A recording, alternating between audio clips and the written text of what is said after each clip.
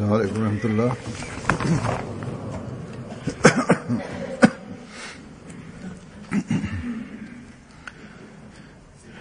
أشهد أن لا إله إلا الله وحده لا شريك له وأشهد أن محمدا عبده ورسوله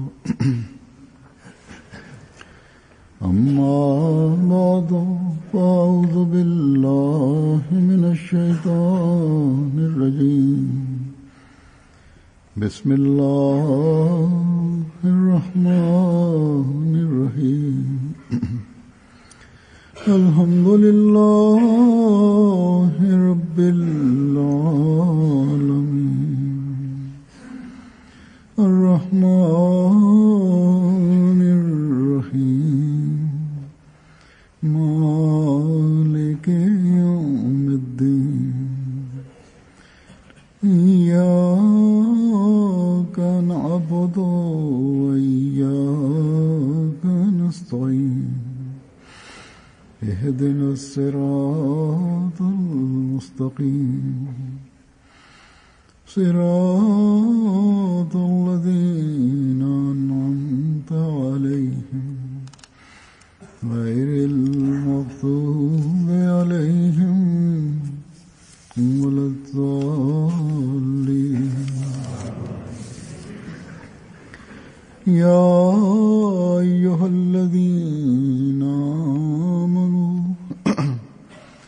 يا أيها الذين آمنوا أطيعوا الله وأطيعوا الرسول وأولي الأمر منكم وإن تنازعتم في شيء فردوه إلى الله والرسول إن كنتم تؤمنون بالله واليوم الآخر ذلك خير وأحسن تأويلا. Bismillahirrahmanirrahim. Ovi ljudi koji vjerujete, poslušajte Allaha, budite poslušni Allahu i budite poslušni svom poslaniku i također ljudima koji su na vlasti.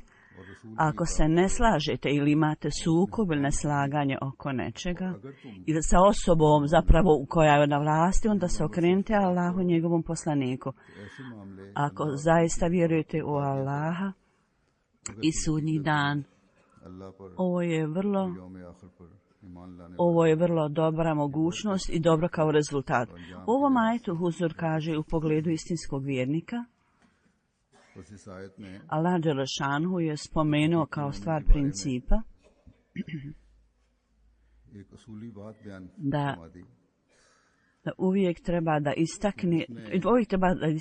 istakne pokornost, bilo da je to pokornost i poslušnost Allahu ili poslušnost Božjem poslaniku ili poslušnost ljudima koji su na vlasti. Da, ako vlada, ljudi koji su vlade, ako vlada idu protiv vrlo jasnih naredbi Allahovih i Božjih poslanika i daju takvu naredbu, onda u svakom slučaju uputa Allahova i naredba i njegovog poslanika imaju prioritet. Međutim, u religijskim stvarima, ako se oni ne upliču ni u kakve religijske stvari, onda ljudi na vlasti, bilo da su muslimani ili nemuslimani, neophodno je da im budete poslušni. Hazret Mesih Maud alejhi selam je u pogledu ove stvari rekao na jednom mjestu da u časnom Kur'anu je naredba. U prijevodu kaže sada ovdje je vrlo jasna naredba poslušnosti ljudima koji su na vlasti i kaže ako vlada nije upletena ni u kako vaše religijske stvari, onda on nema greške. Ako to čini, onda on čini grešku. Dakle, ova je uputa uključena u naredbu minkom. Oni koji nama nisu poslušni, onda onda je to njihova neposlušnost. Tako da iz ovih naredbi jasno da osoba mora biti poslušna vladi i vrlo je jasno i očito je u naredbi časnog Kur'ana. I ovo je navod iz ovog ajeta da je poslušnost vladi neophodna. Tako Hakam i drugi ovog doba koji treba da odlučuje kao sudije, on je napravi vrlo jasnim da ako je nešto protiv naredbe Allahovi i njegovih poslanika, općenito govoreći, u svjetovnim stvarima dužnost je vjernika da on u potpunosti bude poslušan i slijedi zakon vlade i zakon zemlje u kojoj živi. I kako muslimani danas primijede ovaj princip, on se ne bi svađali sa vladom trenutnom koja je u zemljama, tako da u mnogim zemljama stanje sukoba koje vidimo do velike mjere bi mogao biti utemeljen mir i razumijevanje. Tako da Huzur kaže u ovo vrijeme da ne bez odlaska u neku debatu koliko su pogrešili ljudi na vlasti ili ljudi počinjeni njima i do koje mjere muslimansku ima loš utjecaj na to. Da ne idemo u te detalje, ja želim da predstavim ovdje ispisam što Mesija alejhi selam, ovo je prilično dugačak navod koji pokazuje standard pokornosti i poslušnosti i također pokazuje važnost poslušnosti i isto tako štetu neposlušnosti i također uprava Islama u objašnjavajući ove poruke. On kaže u ovo doba samo Ahmedi i muslimani oni mogu pokazati stvarni standard poslušnosti i oni mogu pokazati ljudima svijeta da položaj statusa muslimana kako može biti zasnovan. U svakom slučaju, praktičan primjer je prvi i najistaknutiji da treba da podignu standard poslušnosti. Hazreti Mesih Maud alejhi selam kaže da to znači da Allah i njegov poslanik i ljudi na vlasti, to jest kraljevi, treba da im budete poslušni. Poslušnost je takva stvar da ako bude učinjeno iskreno, onda u srcu postoji svjetlo i duh i zadovoljstvo i tu bude stvoreno svjetlo u srcu. Treba samo da uložimo borbu i bitke koliko je poslušnost tu. Ovo je stanje da poslušnost stvarno treba da bude istinska poslušnost, a to je vrlo teško. U poslušnosti vi treba da zakoljete svoj sebični ego i želje. Bez toga ne možete imati ovaj standard poslušnosti. I ovaj sebični ego, ovo su stvari koje ponekad u srcima vrlo predivni klanjača može postati kao idol, kao kip. Ashabi, drugovi časnog poslanika, svi oni, koliko su oni mnogo bili predani ljudi u poslušnosti i pokornosti časnog poslanika, ovo je istina je da nijedna nacija ne može biti nazvana nacijom i osjećaj jedne nacije jedinstva ne može biti u njih usađena ukoliko oni ne slijede princip poslušnosti. I ako ostaje razlika u mišljenju, onda treba da uzmete da je ovo ukazivanje da je ovo ukaz na vaš pad i propast, nazadovanje. Tako da onda dolazi jedan pad za drugim. U uzroci ovih stvari, osim toga, postoje unutrašnji razlike i sukobi, to također razlog za to, tako da ako imate uzajamni sukob, ako imate samo jednu poslušnost, neposlušnost koju je Allah naredio, da treba da imamo poslušnost, onda vaš cilj ne može biti ispunjen. Allah je uvijek iznad džemata, iznad zajednice. I tajna je da Allah, u zajednici je tajna da Allah voli jedinstvo. Jedinstvo ne može biti utemeljeno ukoliko ljudi nemaju pokornosti. U vrijeme časnog poslanika, sallallahu alejhi ve sellem, ashabi su bili ljudi vrlo velikog i važnog mišljenja. Allah je tako stvorio da su oni bili u potpunosti upozoreni principima vlade, zato što poslije svega kad je Hazreti Abu Bakr radijallahu anhu, Hazreti Omer radijallahu anhu i drugi ashabi, kad su oni postali halife i imali su vlast, imali su moć, onda prelijep način na koji su oni poveli brigu o upravi zajednice, to jasno pokazuje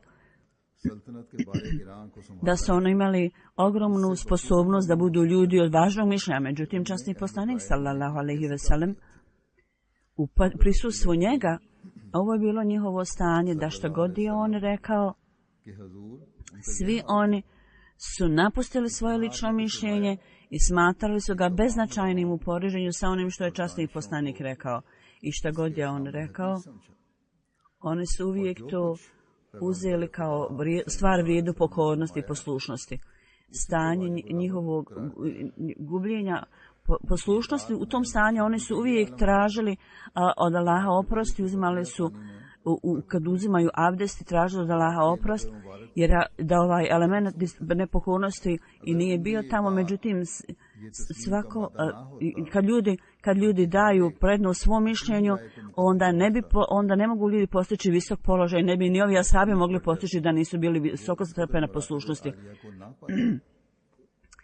Ima jedan argument da se riješi problem između šija i suni i ovo je dovoljno argument da je časni poslanik u trajnom podjeli šizim, znači podjela, da nije bilo nikakve, tamo nije bilo nikakvog elementa rastrakanja, rastajanja i razdvajanja. Oni su svi ovisili i pokazivali ovu tačku, ovu stav, da svi oni bili zajedno kao jedan. I nije bilo nikakvog sukoba među njima. I neuki neznalice rekli su se islam širio sabljom. Međutim, ja vam kažem da to nije ispravno. Činjenica je da vene srca su bile ispunjene elementima istinske poslušnosti i ovo je rezultat bio njihove poslušnosti. Da su oni bili u stanju da nadvladaju, pridobiju srca drugih ljudi.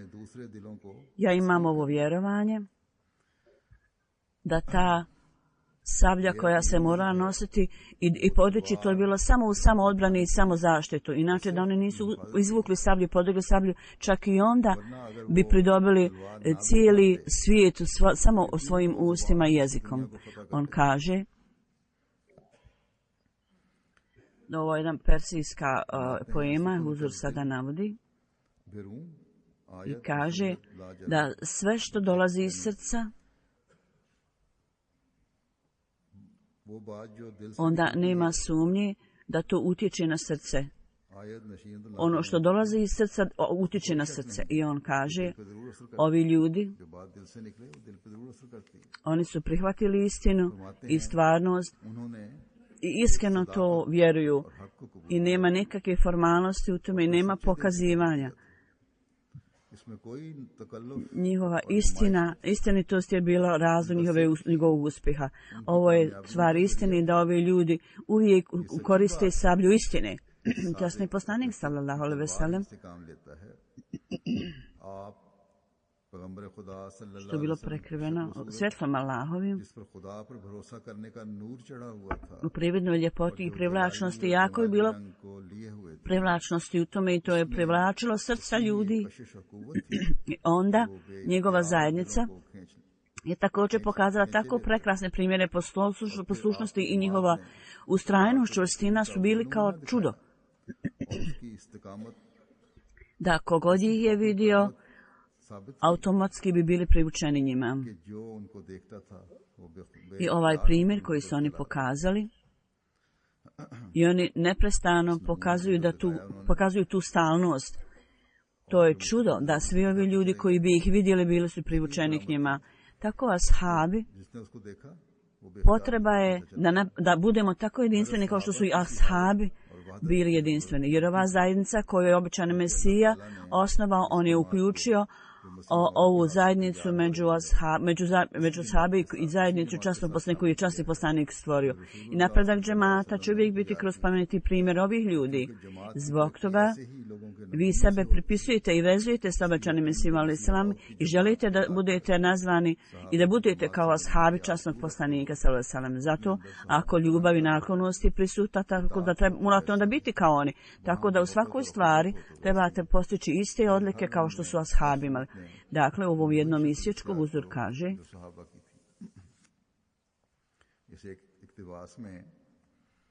Hazreti Mesih alejhi selam je toliko mnogo tačaka objasnio i je vrlo prva stvar je, kao što je ranije spomenuto, da vi budete poslušni Allahu i isto tako Božjem poslaniku. I onda onim ljudima koji su u vlasti, koji su vaše vođe, koji su službenici vlade, i u tome ako postoji sistem vlade, također upravi džemata trebate biti poslušni. I da budete poslušni hilafetu, bez ovih stvari, stvar nije potpuna, jer hilafet je utemeljen na Allahu naredbi i od strane poslanika, i to je hilafet, znači jedinstvenost pod jednim vođom, i to je institucija koju je Allah odredio da se stvori. Ako ponekad u džematu budu određeni radnici da vode neke poslove i u odnosima između njih i među članovima zajednice bude neki sukob, onda je tu halifa vremena da ukloni to neslaganje, razumijevanje. Ovo je dio njegove odgovornosti i dužnosti. I treba da bude jasno, kao što sam rekao, da poslušnost hilafetu je daleko iznad poslušnosti vlade. Ne treba da bude pogrešnog razumijevanja. Halifa vremena, halifa trenutni, on uvijek slijedi zakon zemlje. I on je taj koji slijedi i čini da ljudi koji njega slijedi također slijedi. Mislim, na jednom mjestu je rekao značenje ulul amr je da oni ljudi koji su svjetovne kraljevi i također duhovno govoreći, to su imami vremena, vođa vremena, imam, duhovni vođa. Dakle, uprava zemlje, također duhovni sistem može ići skupa s tim i on ide skupa s tim, skupa sa svjetom vladom. I mi smo jako sretni da smo dio ovog duhovnog postavljena sistema. I s ciljem da uvedemo sistem koji je uveo imam ovog vremena, mi smo dio toga i ovaj sistem je tu da utenjevi Allahov vlast i njegovog poslanika i radi utemeljenja toga. I ako postoji sukob, kako se Allahova naredba kaže, onda su Allahov i njegov poslanik u skladu s poslanikovim Božjim naredbama poslanika, oni to riješe. Ovo je također Allahova naklonost prema nama, da sistem hilafeta je dobro utemeljen u nama i u pogledu obraćanja, kaže obrate se Allahu njegovom poslaniku, u pogledu toga razne mišljenje, razne sekti i dominacija, oni imaju svoje vlastno objašnjenje da predstavljaju i neki onda time, umjesto da riješi pitanje, oni čini to više komplikovano i mogu ga učiniti više komplikovanim. Tako slično tome u stvarima sa vladom ima raznih pogleda ljudi i mogu stvoriti razne vrste neslaganja. Tako da jedna odluka i jedno definitivno mišljenje može biti samo pripisano i dato halifatu. I ovoj stvari, Ahmedi muslimani, koliko zahvalno se trebaju odati Allahu, to nikad neće biti dovoljno. To samo može biti, možemo se zahvaliti dovoljno samo kroz poslušnost halifatu. Sada mislimo da li se nam je spomenuo i ovo je jako važno, da ako poslušnost bude učinjena sa svojim apsolutnim istinitim srcem, onda postoji tu je svjetlo i bude stvorena duhovno svjetlo u srcu te osobe. I značenje toga da treba poslušnost duhovnom sistemu je hilafet. I ovo je standard za svakog pojedinca, da iznađemo standard svoje pokornosti. Ovo je standard, ovo je kriterij. Da li imate svjetlo u tvom srcu ili imate ukus drugi u svom srcu. Treba svako da se zamisli nad ovom tačkom. Onda možete lako procijeniti svoj standard pokornosti, koliko ste pokorni Allahu i koliko ste pokorni Božjem poslaniku. I koliko ste pokorni instituciji halifata koji je osnovan kroz obećanog Mesiju. Ako postoji pokornosti Allahu i njegovom poslaniku, ako nema svjetla na raspolaganju, ako niste postigli svjetlo, onda nemate koristi od toga. Pokornost, poslušnost vladi vremena. Onda će, ako to ostvarite, bit će mir i sklad. Međutim, duhovno svjetlo se ne postiže, to se postiže samo kroz duhovni sistem. Dakle, s ciljem da podignete svoje duhovno stanje pokornosti, jedno je da nema potrebe toliko mnogo borbe kao što je potrebno za pokornost. Ljudi obavljaju razne rituale i dužnosti, ali ako nema poslušnosti, onda niti osoba može naređivati uživati duhovno svjetlo, niti može dobiti zadovoljstvo u svom životu. Tako da oni ljudi koji u pogledu svog ibadeta i dova i su vrlo hvalisavi u tome i oni izlaze iz okvira pokornosti, oni ne mogu naslijediti Allahu onda blagoslov. Dakle, standard poslušnosti, da to postignete, vrlo važna stvar za to je, koja je spomenuta, da u pokornosti vi morate ubiti svoj sebični ego, svoju pokornost i oholost, to trebate ubiti. I svoje sebično ja, to treba da bude potpuno uništeno. Vaše želje trebaju biti u skladu sa poslušnošću časnom poslaniku. Samo onda ćete biti u stanju da poznate takav standard, inače on kaže, bez toga nemoguće je imati pokornost, poslušnost. I on je rekao, ima nekih ljudi koji obožavaju Allaha, ali u njihovim srcima može biti kip. Oni kažu vjerujem u jednog Boga, ali još uvijek se događaju takve stvari u njihovom životu. Da, ipak imaju neke kipove u životu. Po njima oni uvijek u srcu spominju Allaha. Običani Mesija alejhi selam kaže, oni možda mogu imati neki vrstu kipova u svom srcu. Oni tvrde da vjeruju jednog Boga, međutim, samo poštovanje. Oni smatraju sebe velikim, imaju oholost, možda budu ti kipovi u njihovom srcu, koji u jednom vremenu odvode osobu, davaju osobu od niskog standarda poslušnosti i najveća stvar je to u njima. I kaže, ashabi časnog poslanika su posle istinske poslušnosti, poslije toga, oni su bili iskreno pokorni i kroz to su postigli najveće nivoe ibadeta koji su za nas uzor danas. U jednom hadisu je spomenuto da je on rekao, časni poslanik da je rekao, koliko pokornosti treba biti tu, da ako crni rob bude određen za vas nad upravljačem, treba da mu budete pokorni.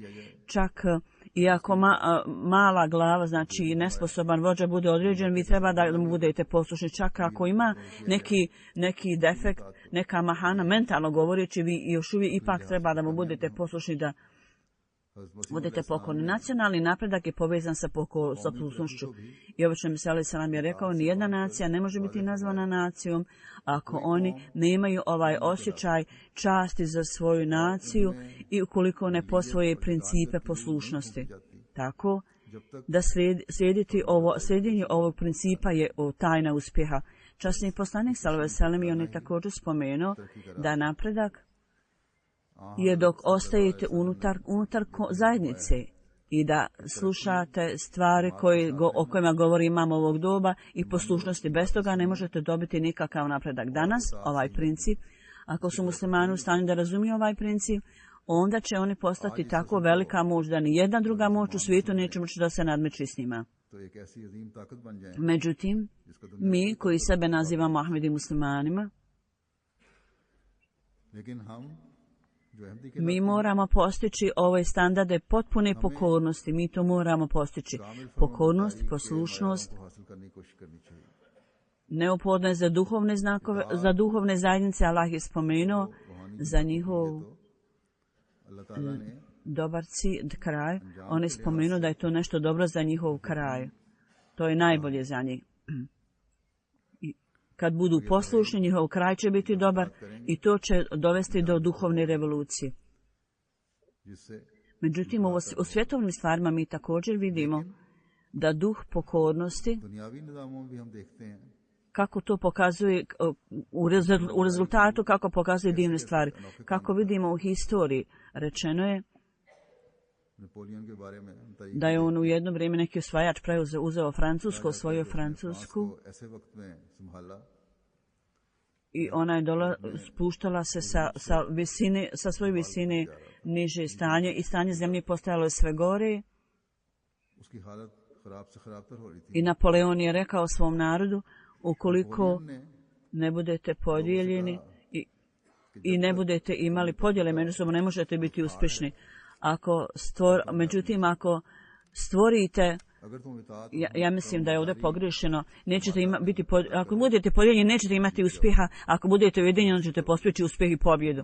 Tako da svi ovi koji dobro misle za zemlju, oni su primili ovaj savjet od njega i počeli su da se okupio oko njega, odredili su ga za svoga vođu.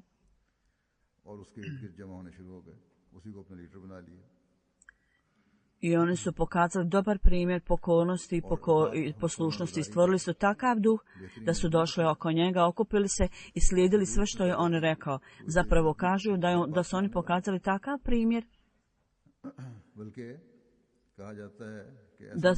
da su promijenili čak način života Napoleona samog. Uprkos,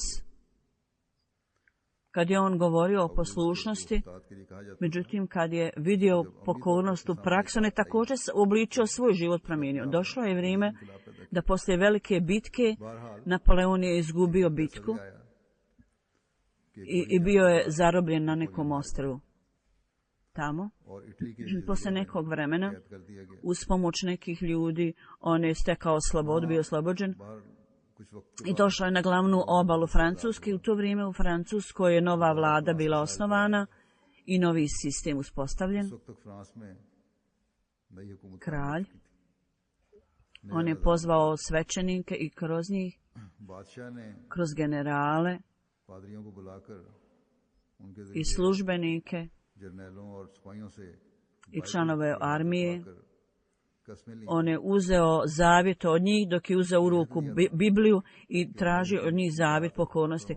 Tako kralj nakon kao kralj, on je uzeo njih zavjet jer je znao kralj je znao da je Napoleon već od njih uzeo takav zavjet da ako se on vrati, ljudi će ponovo biti sa njim i valjda taj kralj svećenik i isto uzeo zavjet od ljudi. Tako kad je Napoleon izašao iz zatvora, on je ponovo došao u Francusku, počeo je da okuplja ove ljude oko sebe,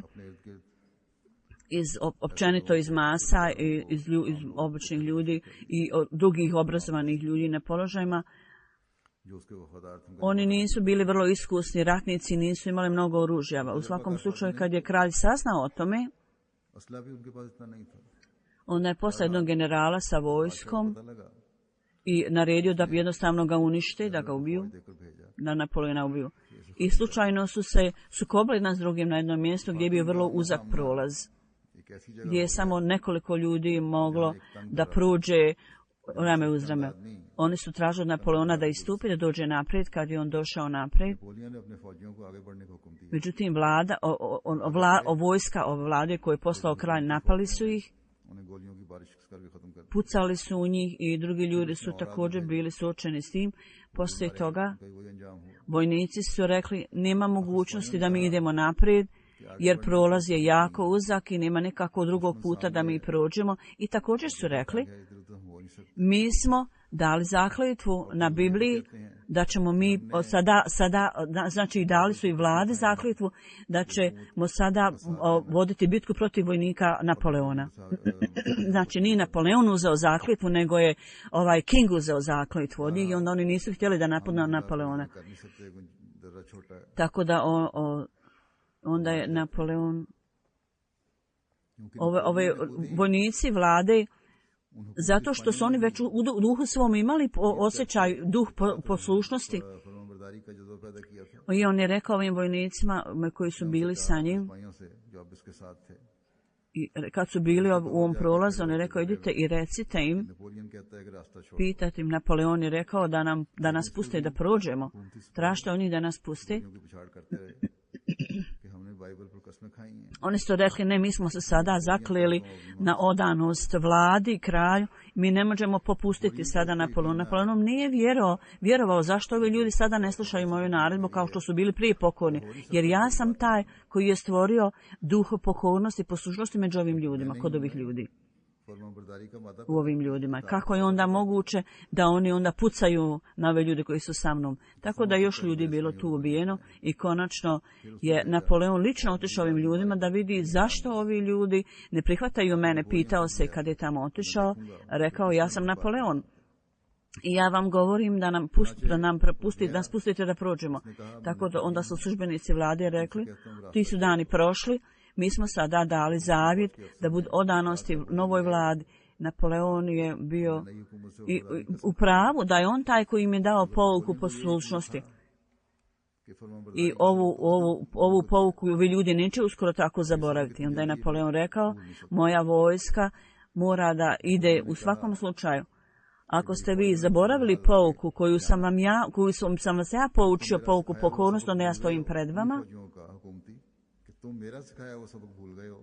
I bilo ko želi može pucati u tog kralja. Ako hoćete da ubijete svog kralja, ja stojim pred vama, ubijte me, pucajte u mene, ubijte me. Napoleon je to rekao. Onda je stara odlika ovih ljudi poslušnosti koja je bila u njima ponovo se vratila i oni su podigli ovaj slogan u prilog Napoleona i plakali su kao djeca. Dakle, kad je ova vijest došla do generala koji su bili iza toga i koji je bio glavni dio vojske, kad je on saznao o ovoj stvari i kad je čuo ovaj glas Napoleona i reakciju, on je rekao sada vaš kralj Napoleon traži od vas i taj general, ta vojska su zaboravili zavjet koji su kasnije dali kralju i onda su se sjetili i ostali na prvom svom odanosti Napoleonu i pokajali se što su bili spremni da pucaju njega. I oni su, dakle, Napoleon je stvorio duh poslušnosti u njima. Hazreti Muslima radijallahu anhu na jednom mjestu poslije spominjanja ovog primjera kaže Napoleon i vođe kao što je oni nisu imali tu potporu Allaha dželešanu koji bude naređen i usađen kroz istinsku religiju, ali ipak je taj duh bio usađen u njima. Ljudi koji su dali zavjet bajata, njihovo stanje je posve drugačije. Značenje bajata je da potpuno izgubite sebe u svom ulasku u bajat. Ovaj standard je tako visok da u svjetovnim stvarima ova pokornost, općenit način, ne može se ništa nadmetati s tim. On je rekao, ova tajna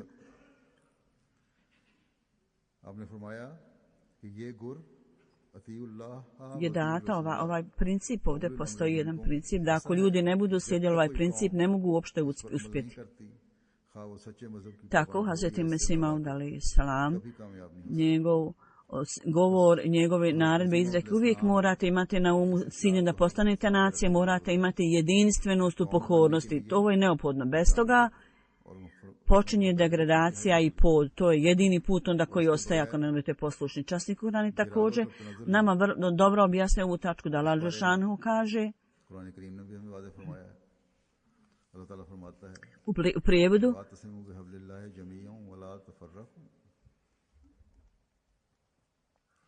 वज़्कुरू नेमतल्लाहि अलैकुम इज़ कुंतुम आदान फ़अल्लफ़ बैन क़ुलूबिकुम फ़अस्बहतुम बिनेमतिही इख़वाना व कुंतुम अला शफ़ा हुफ़रतिन मिनन नार फ़अनक़ज़कुम मिनहा कज़ालिका युबय्यिनुल्लाहु लकुम Ovo znači, svi se držite zajedno Allahovog užeta i nemojte biti podijeljeni i zapamtite Allahove blagodati prema vama kad ste bili neprijatelji jedan drugom. On je vaša srca povezao zajedno i kao rezultat ovog blagoslova vi ste postali kao braća jedan drugom, a bili ste na ivici, na rubu vatre, provalije vatre. I Allah također jasno objašnjava svoje znakove i upute da postanete kao jedan. Ovo je vrlo jasna naredba Allaha dželešanuhu. Međutim, žalosno je da muslimani uprkos ove vrlo jasne naredbe oni idu do visine razlika i među njima i zaboravljaju sve blagoslove koja je na njih spuštena. Koji je na njih spušten. I njihova degradacija, propadanje i pad u tome također dotiču dno zbog toga. Od vremena obećanog Mesija alejselama ovo je stanje muslimana koje je bilo stanje u to vrijeme kad je on ovo rekao. Sada je to odšlo do viših visina u poređenju sa tim vremenom. Sada je to otišlo dalje do visine degradacije i propadanja zadovoljanja. Mesija da li sam kaže, ako napustite razliku u mišljenjima i budete poslušni samo jednom, to jest imamu ovog doba, zato što u ovo doba onaj koji je poslan od Allaha je istinski sluga časnog poslanika, to jest obećanog Mesije, onda ćete vidjeti kako će Allah dželešanu blagosloviti svaku stvar. Da im Allah dadne mudrost. On je rekao da Allahova ruka je nad zajednicom i ovo je nešto što je nama rečeno u govoru časnog poslanika sallallahu alejhi ve sellem. I ukoliko ova jedinstveno ne bude osnovana, mi nećemo biti u stanju da spoznamo Boga, niti da vidimo druge uspjehe. Allah dželešanuhu bude ispoznan, oni ljudi ga spoznaju i približe mu sa i istinsko jedinstvenost Allahova koji postižu ljudi koji imaju jedinstvo među sobom. Ne smijete biti zadovoljni samo tom stvari da ste samo dali bajat. Mi moramo da postignemo standarde bajata. A to je ovo, da kao što riječ bajat znači prodavanje, znači da potpuno prodate sebe. Samo ćete onda biti u stanju da steknete Allahove blagoslove. Hazreti Mesih Maud alejselam je dao primjer Hazreti Ebu Bekra i Hazreti Omera radijallahu anhu. On je dao njihove primjere i spomenuo drugi ashabe općenito i rekao je, ovo su bili ljudi i koji su imali mišljenja i bili su svjesni i upoznati sa situacijom. Oni su upravljali ljudima. Njihova ljepota je došla do izražaja i pokazala se kad je vrijeme došlo i kad su bili u vlasti, oni su imali vrlo lijepo izvrsno ponašanje. Međutim, u vrijeme časnog poslanika izgledalo, oni su se ponašali kao da ništa ne znaju. Oni su imali potpunu pokornost i poslušnost. To je bio njihov način i put. I slijedili su naredbe. To je bio njihov put. I sva njihova mišljenja i mudrost i intelektualne stvari, oni su to smatrali beznačajnim. Onda riječ witness, ovi ashabi su onda oni upućivali svijet. Ovo je bila obuka koja u periodu kalifatu Rašida, prvi 4 halifa, u tom periodu oni su osnovali vrlo predivne primjere pokornosti. Ima jedan primjer zabilježen u historiji da je Hazreti Ebu Ubejda radijallahu anhu, njegova inteligencija i predanost i što se tiče džematskih poslova bio je na čelu. Spomenuto je Hazreti Ebu Ubejda je primio pismo u toku jednog rata u kojem je Hazreti Ebu Bekr radijallahu anhu valjda je pismo pisao Hazreti Omer i spomenuto je da je Hazreti Ebu Bekr umro, u tom pismu je rečeno, i Hazreti Omer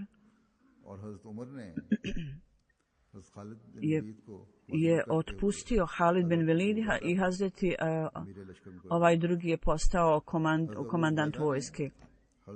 I nije odmah obavijestio Halida u to vrijeme. I bilo je nešto među ljudima u Damaskusu. I ovaj argument i Halid bin Velid je bio dogovor, dogovor trebao da se potpiše, Halid bin Velid je potpisao taj ugovor. Onda je kasnije on saznao da je on otpušten i da ne bude više komandant, a Bejda je određen za vođu. Međutim, on je to zanemario i spominjujući svoja dostignuća objasnio je situaciju. Međutim, u to vrijeme on je pokazao, Halid bin Velid je pokazao takvu poslušnost, visoki standard poslušnosti i spomenuo je Amin, titula koja je data Hazreti ovom drugom njegovom nasljedniku i tako se obratio njemu i rekao, ja sam čuo od časnog poslanika da je Halid Allahova sablja i on je najbolji među omladinom. I ovo je primjer prihvatanja odluke halife vremena. On je ipak sa potpuno zadovoljnim srcem prihvatio da je neko drugi određen umjesto njega za naredbe i vratimo se s tako visokim titulom i imenom. Sada također u džematu ima odlika pokornosti, postoji, međutim ima ljudi koji su uklonjeni određeni službi i onda pitaju zašto su oni uklonjeni i kakva je bio njihov nedostatak, zašto su oni bili uklonjeni iz nekih službi. Međutim, ovaj primjer koji postoji u istoriji, oni nikada nisu poslali ovakvu vrstu pitanja. U svakom slučaju, treba da zapamtimo da danas isto tako isti Kur'an je među nama kod nas u kojem su Allahove naredbe i mi slijedimo istog poslanika koji nas je uputio. I u knjigama hadisa nalazimo sve ove stvari zabilježene, stvari upute. Međutim, kako je stanje muslimana? Oni su ili razlikuju i svađaju jedan s drugom ili pružaju ruke drugim ljudima. Hazreti Mesih Maud alejhi selam je rekao, ova podjela između šija, suni i ostali, i sada je sve više i više podjela među muslimanima. Ako sve ove stvari su zbog toga što su oni izišli izvan okruga poslušnosti, ovo je razlog njihovog pada. Ako svi postanu kao jedno, onda ova kritika protivnika će nestati da se islam širio snagom sile. I jedinstvo ashaba je bila takva stvar da zaista pridobiva srca ljudi. Ova jedinstvo je potrebno u ovo vrijeme, pogotovo osobito zajednica obećanog Mesija alejhi selam. On je skrenuo pažnju našu prema njima, prema tome da pokažemo, da moramo pokazati primjer ashaba, tako da sablja vaše istine ostavlja dojam na nemuslimane. I ovo će se dogoditi samo onda kad budete imali potpunu poslušnost i pokornost. A to će biti stvoreno u svakoj osobi i svako treba da nastoji da osnuje, da utemelji ovakvu jedinstvenost. Ako Allah dželešanu, njegov poslanik, treba da imamo potpunu pokornost Allahu njegovom poslaniku. Ako budete ostvarili tu pokornost, onda ćete steći to svjetlo koje je dato časnom poslaniku, svoj udio u tom svjetlu. Ovo je velika odgovornost i velika dužnost Ahmedi muslimana.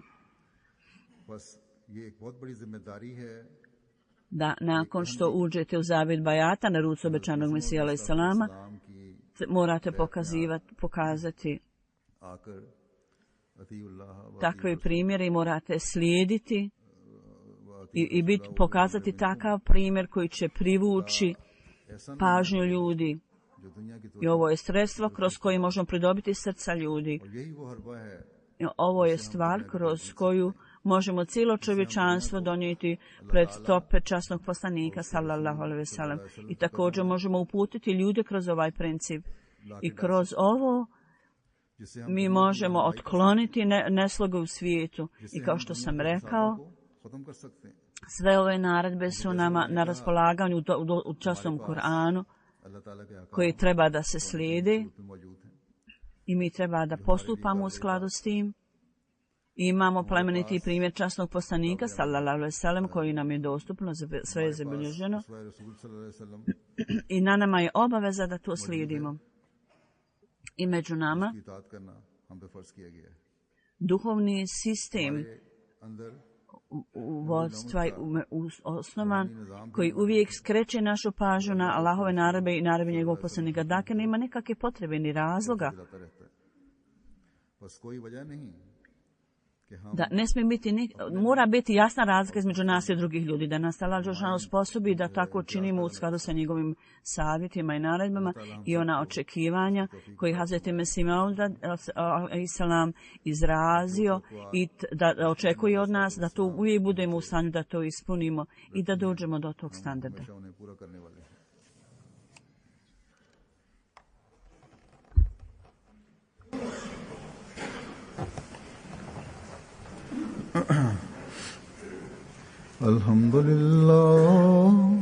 Alhamdulillah nahmaduhu wa nasta'inuhu wa nastaghfiruhu wa nu'minu bihi wa natawakkalu alayhi wa na'udhu billahi min shururi anfusina wa min sayyiati a'malina. من يهده الله فلا مضل له ومن يضلل فلا هادي له ونشهد أن لا إله إلا الله ونشهد أن محمدا عبده ورسوله. عباد الله رحمكم الله إن الله يأمر بالعدل والإحسان وإيتاء ذي القربى وينهى عن الفحشاء والمنكر والبغي يعظكم لعلكم تذكرون. اذكروا الله يذكركم وادعوه يستجب لكم ولذكر الله أكبر.